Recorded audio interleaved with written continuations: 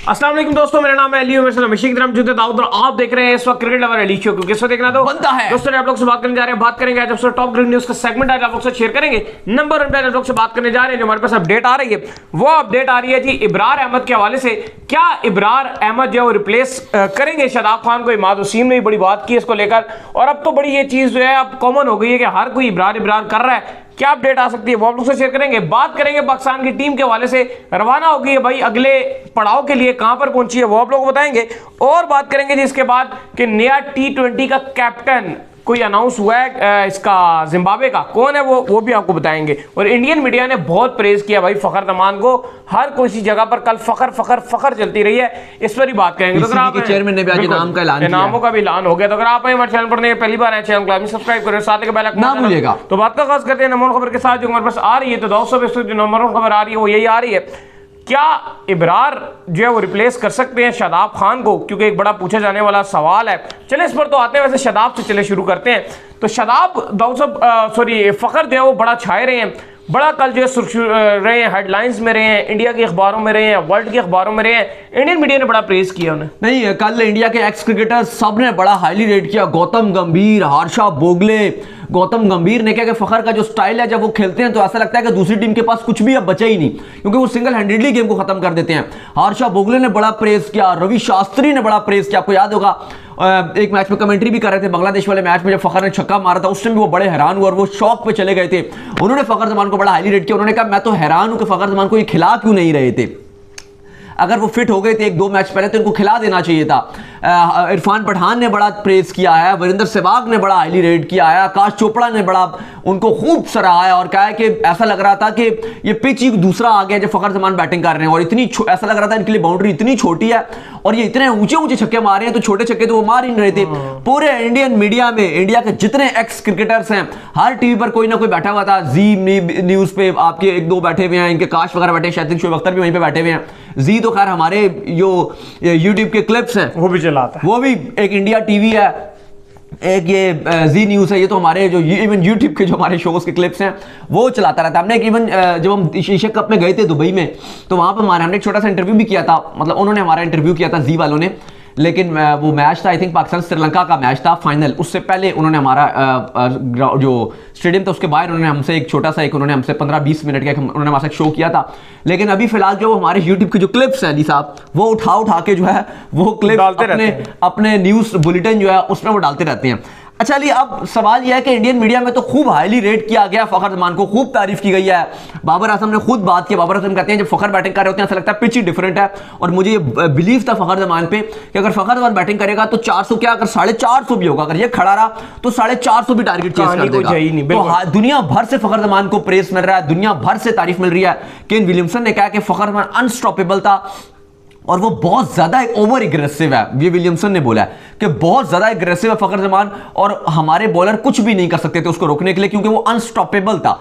इसके अलावा जो न्यूजीलैंड के 1-2 खिलाड़ी उन्होंने बड़ी तारीफ की, इनके ऑल ओवर प्रेस मिला फखर जमान को। और आपके पीसीबी के जो चेयरमैन है उन्होंने फखर जमान की हीरोइक बैटिंग के बाद उनको 10 लाख रुपए का चेक का ऐलान किया है और 10 लाख रुपए अब उनको वो देंगे, पीसीबी की तरफ से 10 लाख रुपए देंगे। तो अच्छी बात है, फखर जमान ने जो इनिंग खेली है फखर जमान हाईली अप्रिशिएट किया। फखर जमान ने पूछा कि आपकी कौन सी सबसे ऑल टाइम बेस्ट इनिंग है, तो उन्होंने कहा कि मैं इसको ऑल टाइम तो नहीं बेस्ट कहूंगा, वन ऑफ द बेस्ट जरूर बोलूंगा। वो कहते हैं जी वो जो वांडरर्स में मैंने 193 अगेंस्ट साउथ अफ्रीका किया था, क्योंकि वो कहते हैं कि एशियन बैट्समैन जो है वो सारे घबराते हैं वांडरर्स में खेलना, और ऑब्वियसली मैं भी उनकी वन ऑफ द वो हाईएस्ट रेटिंग करूंगा क्योंकि वो बड़ी मुश्किल पिच होती है और साउथ अफ्रीका के बॉलर्स हैं और वहां पे जो अकेले ही बॉलरों के साथ छक्के मारते रहे हैं। अच्छा, वो आया इंटरव्यू उन्होंने डाला बाद में, तो वो कह रहे हैं कि मैं बार बार फखर को बाबर कह रहे हैं कि मैं उसे रोक रहा था, फखर जो अंदर रेडार में आ रही है उसे मारो, जबरदस्ती के छक्के नहीं मारने। अच्छा, लेकिन इसने जबरदस्ती के भी मारे। अच्छा, कल मिकी एंड को ने बड़ा जबरदस्त काम किया क्योंकि जब बाबर और फखर मिडल में थे ना, जाहिर है तो बैट्समैन खेल रहे उनका फोकस गेम के ऊपर है, वो डीएल मेथड तो नहीं निकाल सकते।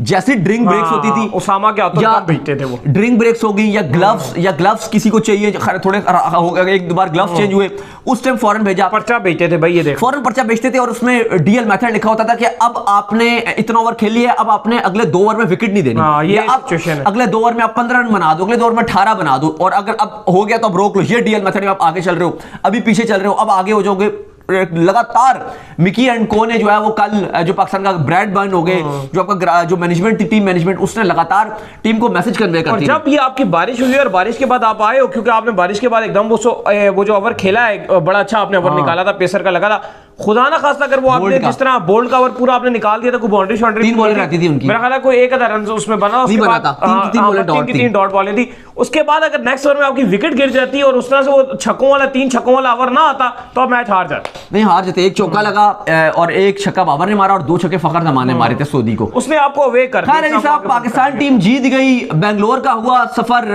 खत्म, इख्तिताम। अब पाकिस्तान टीम आज रवाना होगी बेंगलोर से। इवन जहाज में जब बैठे तो जो बड़ा अच्छा गेस्चर दिया उन्होंने कि पूरी फ्लाइट में जो है अंदर ग्रीन लाइट्स जो है वो ऑन कर दी पाकिस्तान टीम को। आप कह लो कि उन्होंने डेडिकेट किया कि आपने बड़ी अच्छा मैच जीत कर, ग्रीन ग्रीन कर दिया और पाकिस्तान टीम कलकत्ता में पहुंच गई है। अली साहब, अब कलकत्ता एक ऐसा वेन्यू है, कलकत्ता अब एक ऐसा वेन्यू है कि पाकिस्तान टीम यहीं पर वर्ल्ड कप, कलकत्ता एक ऐसा वेन्यू है कि शायद पाकिस्तान टीम का वर्ल्ड कप का सफर यहीं पर खत्म भी हो सकता है और यहीं पर शुरू भी होगा। क्योंकि अगर पाकिस्तान टीम इंग्लैंड के साथ जो भी नतीजा होता है, श्रीलंका वाले मैच में जो भी नतीजा मिलता है, या बाकी अगर पाकिस्तान के सिनेरियो नहीं मिलते या पाकिस्तान हार जाता है इंग्लैंड से, तो पाकिस्तान कलकत्ता से ही अपना सामान पैक करेगा और कलकत्ता से वापस पाकिस्तान आ जाएगा। यह आखिरी वेन्यू है पाकिस्तान का, आखिरी जहाज हो सकता है। और अगर इवन पाकिस्तान आगे जाता है और सेमीफाइनल में खेलता है तो वो भी कलकत्ता में ही खेलेगा। ऐसा ही है। तो कलकत्ता जो पाकिस्तान पहुंच गया, ये बहुत ही ज्यादा आप कह लो कि इंपॉर्टेंट वेन्यू है। अब ये आपकी आखिरी फ्लाइट थी। यहां से आपका सफर जो है हो सकता है जुमरात को ही आपके बस्ते उड़ जाए। खेलना तो है खैर आपने जो अगला मैच हफ्ते होगा, लेकिन जुमरात पाकिस्तान के पॉइंट ऑफ व्यू से इंतहाई इंपॉर्टेंट दिन है कि जुमरात के दिन अगर पाकिस्तान मैच जो है वो जीतता है, और सॉरी पाकिस्तान क्या कह रहा हूं, अगर श्रीलंका मैच जीतता है तो पाकिस्तान की बल्ले फिर तो खुलकर मैच होगा। लेकिन खुदा न खास्ता श्रीलंका मैच हार जाता है और बड़े कोई हाई आप कह लेंगे रन के मार्जिन से न्यूजीलैंड उस मैच को जीत जाता है, तो फिर पाकिस्तानी फैंस मायूस ही हो नहीं। देखो, अगर ये रूल ये बताया गया ना कि अगर पाकिस्तान टीम सेमीफाइनल में पहुंच गई तो पाकिस्तान टीम सेमीफाइनल यहीं पर ही खेलेगी, कलकत्ता में खेलेगी। और इवन और इंडिया अगर आती है पाकिस्तान से खेलने के लिए तो वो भी इंडिया यहीं पे आके खेलेगी, कलकत्ता में आएगी। और पाकिस्तान और इंडिया का सेमीफाइनल, अगर पाकिस्तान आगे जाती है सेमीफाइनल में तो पाकिस्तान और इंडिया का सेमीफाइनल, बिल्कुल क्योंकि इंडिया टॉप पे है, ऑब्वियसली वो टॉप पे नजर आ रहे हैं और आप 4th पे ही फिनिश कर सकते हो, क्योंकि साउथ अफ्रीका 2 पे है, ऑस्ट्रेलिया 3rd पे फिनिश कर रही है।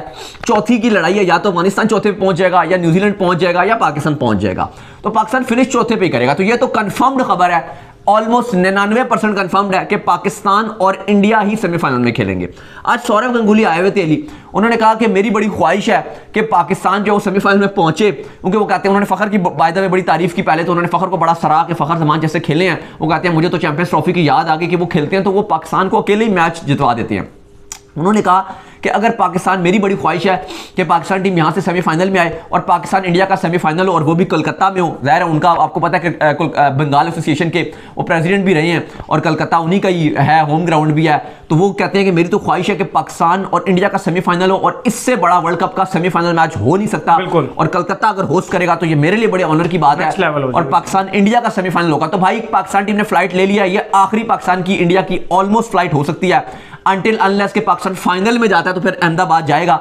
अदरवाइज ये पाकिस्तान का अगर इंग्लैंड के वाले मैच में जो भी ऊंच नीच होती है, सेमीफाइनल में नहीं जाते तो आपको कलकत्ता से ही वापस आना है, और अगर सेमीफाइनल खेलना है तो वो भी आपको वहीं पर ही खेलना है। तो ये कहानी है, पाकिस्तान टीम पहुंच गई। आज पाकिस्तान टीम आराम करेगी, अभी 5-6 दिन है, क्योंकि हफ्ते को 11 तारीख को पाकिस्तान का मैच है, तो काफी टाइम है। बिल्कुल। अच्छा दाऊद साहब, इसके बाद जो अपडेट आ रही है जी वो आ रही है इब्रार अहमद को लेकर। तो इमाद वसीम का बयान आया है जिसमें उन्होंने कहा कि अगर इब्रार जो है वो पाकिस्तान टीम के अंदर शामिल हो जाता है और प्लेइंग 11 में खेल लेता है तो ऐसे ही बॉलिंग के अंदर इंपैक्ट क्रिएट करेगा जैसे बैटिंग के अंदर फखर जमान ने इंपैक्ट क्रिएट किया है। क्या कहेंगे? देखो, इमाद वसीम ने बड़ा हाईली रेट किया इब्रार को, और वो कहते हैं कि कैसा मिस्ट्री स्पिनर है कि आपको पहले उसको उतारना चाहिए था, लेकिन आपने फखर को भी थोड़ा लेट लेकर आए हो। लोग कहते हैं इंजरी थी, बिल्कुल उसको इंजरी थी, लेकिन साउथ अफ्रीका वाले मैच से पहले तो बिल्कुल फखर जमान फिट हो गए थे। पीसीबी ने वीडियो भी डाला था, मिकी ने बाबर को बोला था आप खिलाओ, पर बाबर नहीं माने, उन्होंने कहा नहीं मैं इमाम के साथ ही जाऊंगा। वो हमने आपको स्टोरी भी दिया, बाकी भी जगह आपने स्टोरी पढ़ ली होगी, बाकियों ने भी वेबसाइट से भी छापी हुई है, टीवी पे भी चली थी, बाद में सब ने दी थी हमने, लेकिन आपको पहले ही खबर दे दी थी, लेकिन आपने हर जगह खबर ये देखी होगी, सब जगह चल रही थी। इवन मिकी ने आपको देखो, मिकी को छोड़ा, पीसीबी ने वीडियो डाला हुआ था, फखर जमान पूरा फिट थे, लेकिन एंड में फिर इमाम को ही खिलाया। तो इवन अब्दुल रज़ाक तो यहां तक कहते हैं कि अगर वो पाकिस्तान मैच जीत जाता साउथ अफ्रीका वाला मैच तो आपको फखर प्लेइंग 11 में नजर भी ना आते, और ये सच्ची बात की उन्होंने, हमें भी ये बात पता है, बिल्कुल जेन्युइन बात है।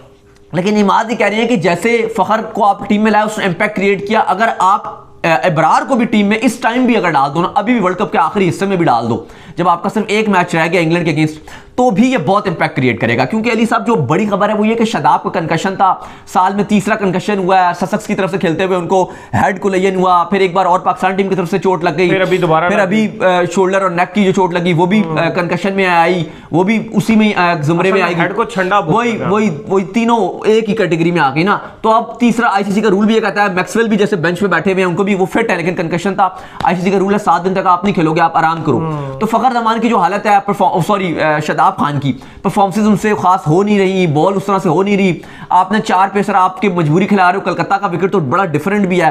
तो अली साहब, अगर इब्रार एक मिस्ट्री स्पिनर अगर अगेंस्ट इंग्लैंड उतार देता है तो क्या चला जाएगा इनका, पाकिस्तान टीम को फायदा ही होगा। और अगर आपने सेमीफाइनल भी खेलते हो, इंडिया ने कभी इब्रार को खेला हुआ भी नहीं है, मुझे लगता है अगेंस्ट इंडिया भी इसका अहम रोल हो सकता है, कोलकाता में और इवन अहमदाबाद में भी, अगर आप फाइनल में भी चले जाते हो। क्योंकि आपको अब 2 मैच, अगर आप सेमीफाइनल में जाते हो तो आपको कोलकाता में खेलना है, यानी कि मैक्सिमम आप 2 मैच कोलकाता में खेल सकते हो और एक अहमदाबाद में। बिल्कुल ऐसा ही है। और ये तीनों ऐसे ग्राउंड है, ली वेन्यू है, जहां पे अगर प्रॉपर स्पिनर हो तो उसको हेल्प मिलता है। ये बेंगलोर जैसे ग्राउंड नहीं है कि 450, 350 रन इजीली बनना शुरू हो जाएगा, ये ऐसा नहीं है। ना वानखेड़े स्टेडियम मुंबई है, ना ये कलकत्ता, थोड़ा फंस के आता है बॉल। डिफरेंट। इवन आज इंडिया और उसका मैच भी चल रहा है साउथ अफ्रीका का, हमने देखा कि इवन विराट कोहली ने सेंचुरी मारी जरूर है, चल रहा है, लेकिन वो ठीक है, उन्होंने बड़ा कंफर्ट करके खेला है, लेकिन वो विकेट इतना आसान नहीं है, उनकी फॉर्म चल रही है, साउथ अफ्रीका बैटिंग करेगा अंदाजा हो जाएगा। लेकिन उनकी विकेट, कोलकाता की विकेट थोड़ी स्लो ही रहती है, इवन वहां पर फास्ट बॉलर जो मीडियम पेसर्स हैं वो भी बड़ा हेल्पफुल रहते हैं, क्योंकि बॉल प्रॉपर बल्ले पे नहीं आती है, फंस के आती है बॉल। तो अली साहब, अगर अभी भी इब्रार को टीम में डाल दें तो बड़ा अच्छा है। इमाद ने कहा है कि डालना चाहिए, बाकी भी आपके एक्स क्रिकेटर बात कर रहे हैं,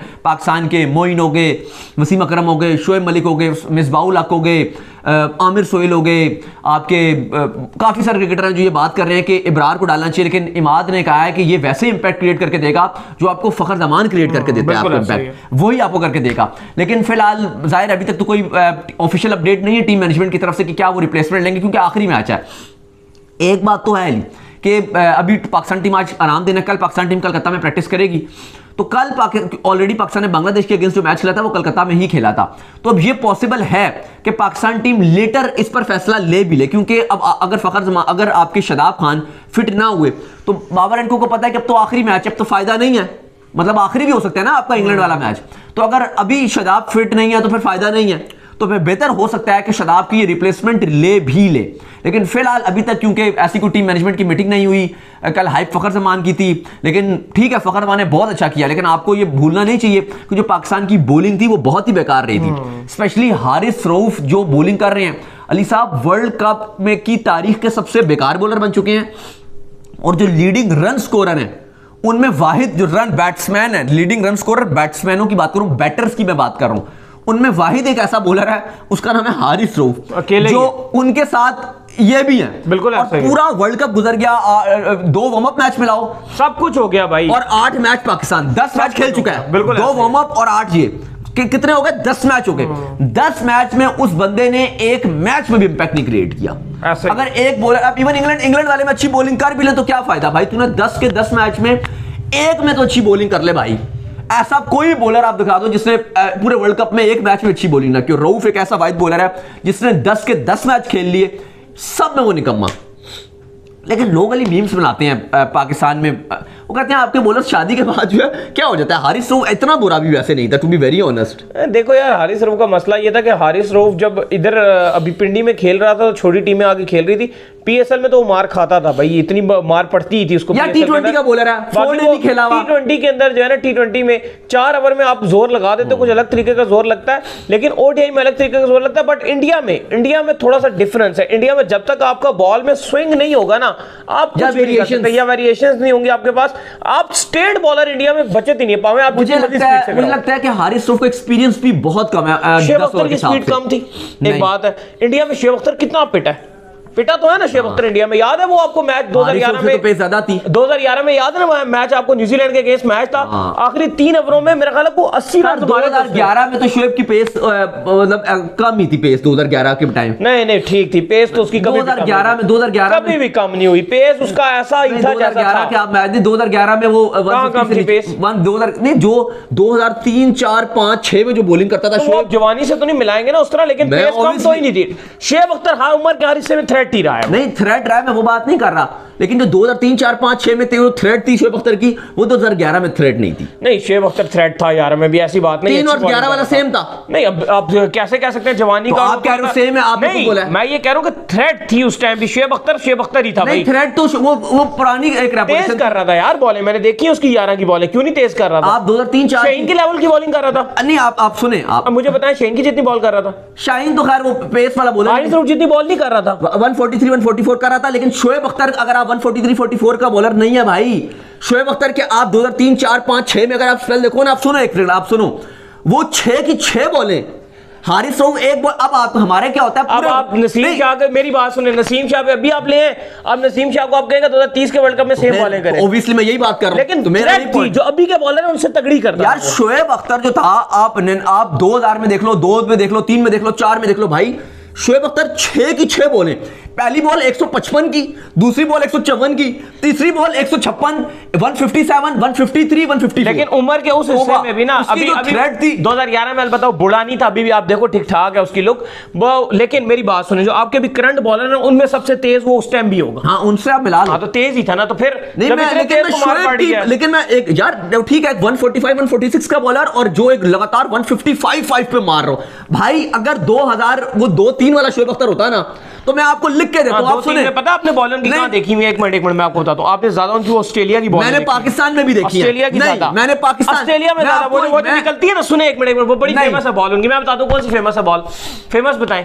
वो जो आप ऑस्ट्रेलिया वाली बात कर रहे हो, जो राशिद लतीफ के ऊपर, मैं आपको 2003 के वर्ल्ड कप की भी बात कर रहा हूं। हां ठीक है, टेस्ट मैच में बात करूं, पाकिस्तान में टेस्ट मैच की बात करूं, लाहौर में जो टेस्ट मैच खेले मैं उनकी बात कर रहा हूं। इंडिया में भी किलियां उड़ाई हुई यार। आप मेरी बात सुन लो, अगर 2011 में वो शोएब अख्तर होता ना, जो 2004, 5, 6, 3 में जो 2 में था, 2002 में भाई, रोज टेलर के अंदर इतना गूदा नहीं था कि वो शोएब अख्तर को मार सकता। रोज टेलर ने इसलिए मारा था, कामरान अकमल ने कैच छोड़ दिया था उसका। और भाई बेशक कैच छोड़ देता, लेकिन कहने की अगर बात है, शोएब अपने पीक पर होता, मैं कहता हूं कोई माइकल लाल नहीं जो उसको मार सकता था। वो तो पीक पे बड़ी बड़ी मार पड़ी है शोएब को, ऐसा नहीं कि हम हारिस रऊफ से हट गए टॉपिक से। मैं हारिस रऊफ की बात कर रहा था अली।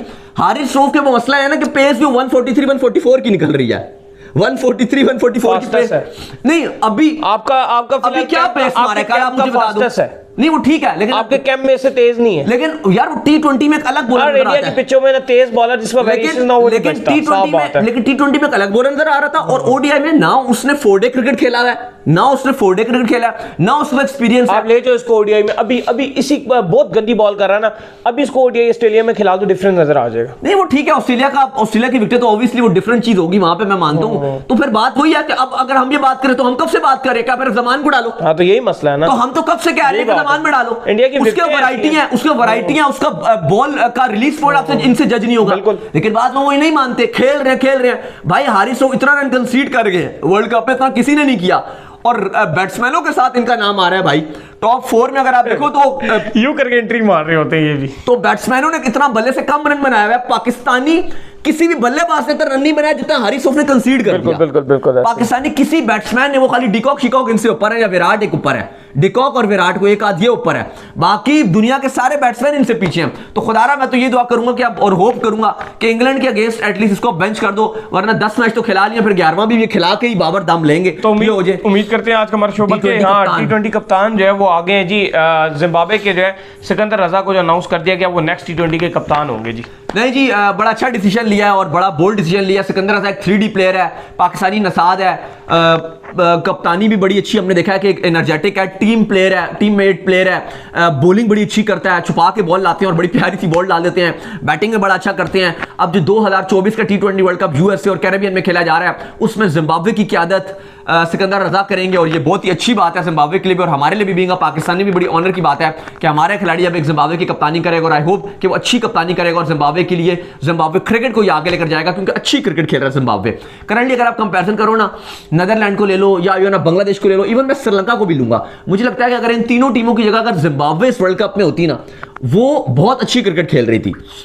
जो वर्ल्ड कप क्वालिफायर थे उसमें भी बहुत अच्छी क्रिकेट खेल रही थी। इवन श्रीलंका ने अभी तक मायूस ही किया, इंडिया के अगेंस्ट 55 पे ऑल आउट हो गए, पाकिस्तान के अगेंस्ट थोड़ा उन्होंने फाइट किया था, लेकिन उसके अलावा कोई खास मजा नहीं आया श्रीलंकन क्रिकेट को देखने में।